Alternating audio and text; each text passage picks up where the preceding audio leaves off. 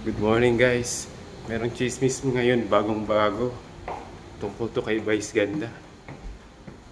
Halika, tanungin natin. Kuya Seth! Oy, kumusta? May bagong chismis ngayon.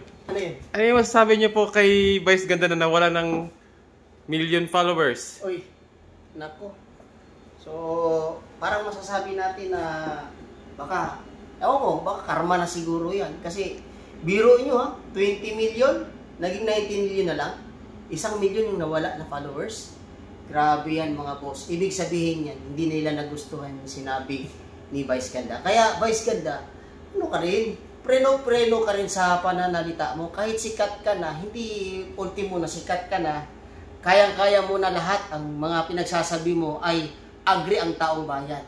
Ngayon, naapektuhan, nasaktan hindi po si Tatay Digong, kundi yung mga naniniwala ka Tatay Digong na hanggang ngayon, no, na naniniwala ka Tatay Digong. Kaya, ang ginawa mo, yan, siguro, masasabi natin na, siguro, karma na rin, di ba?